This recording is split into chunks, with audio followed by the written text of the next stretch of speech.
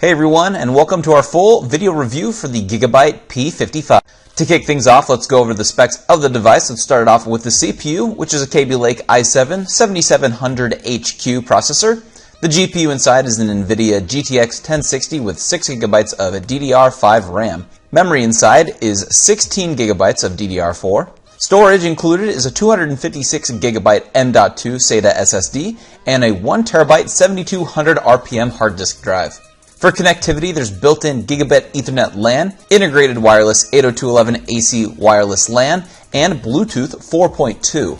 Powering the device is a 6-cell battery with 63 watt-hours, and there's also an included AC adapter rated at 180 watts. There's a 1-megapixel built-in HD digital video camera above the 15.6-inch FHD IPS Wide viewing angle matte-type screen at the resolution of 1920 by 1080.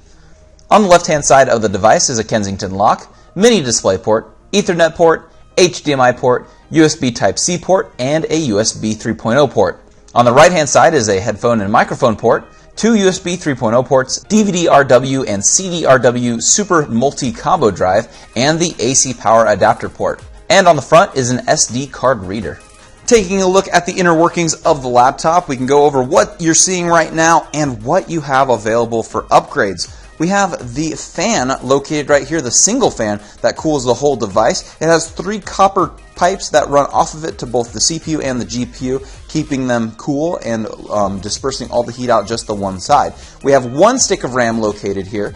There is an empty slot available, so you could easily upgrade your RAM and add more. And then you have the M.2 solid state drive located right here. You could upgrade this for faster speeds or for a larger size. Pretty easy upgrade to do. There is the hard disk drive down here at the bottom. This is your 1TB drive. You could upgrade this with a 2.5-inch solid state drive. You'd get more speed and you'd save on battery life because there would be no spinning parts or moving parts, unlike this hard disk drive. And also you could go with a larger capacity if you wanted more storage. You have your wireless and Bluetooth located right here. Your SD card reader is right here. This is the front of the machine. That's why there's also 2 speakers located down at the bottom, which would point towards the user. You have your battery pack across the top, a little bit more here too. It's extended, so you get a little bit more life. And then you have your DVD and CD-RW drive right here. You could upgrade this to Blu-ray, or you could remove it completely and actually add more storage. The keyboard on the P55 has multiple backlight settings, but no RGB. The keys have pretty good tactile feedback, and the typing surface has a minimal amount of flex while under normal usage.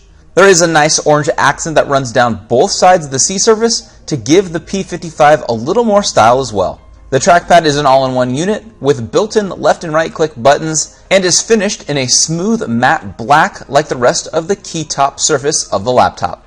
Included in the box with the P55 is a user guide and warranty information along with a driver CD and the power cables for the device. As for battery life, with brightness set to 50%, and power saver mode on, you can expect around 4 hours of battery life running basic tasks. As for temperatures, with our heat gun, you can see that it is dispersed pretty evenly throughout the keytop face of the laptop and nothing that's too hot. And as you can see, coming around to the back and sides, most of the heat is displaced out where the fans are located. Kicking off our benchmark tests, we started with Firestrike, which scored 9,758, which is better than 70% of all devices that have ran that test. Our next test was with Cinebench. The CB score for the processor was at 726. You can see how it compares on the left-hand side of the screen. We ran sequential read and write speeds with Crystal Disk, first starting off with the SSD, which read at 502 and wrote at 350 megabytes. And then moving on to the hard disk drive, it read at 138 and wrote at 130. Moving on to our real-world testing, we moved on to Grand Theft Auto 5 and did it maxed out with no MSAA, MSAA at ×2 and at ×4, and it had FPS readings of 78, 77, and 71. The temperature of the GPU while playing was at 79 degrees Celsius, and the CPU was at 80 degrees. Our second test was with Rise of the Tomb Raider. We ran it on medium, high, and on very high, and had FPS rates of 79, 74, and 64. The GPU's temperature was at 78, and the CPU's temperature was also at 78. Our third test was with Dirt Rally on Ultra with MSAA at times 2, 4, and 8. Closer look at any of the specific BIOS menu screens, make sure that you pause the video on any of the ones you'd like to view closer. If not, always be sure to check out the product link in the description or leave us a comment down below if you have questions for us here at Exotic PC.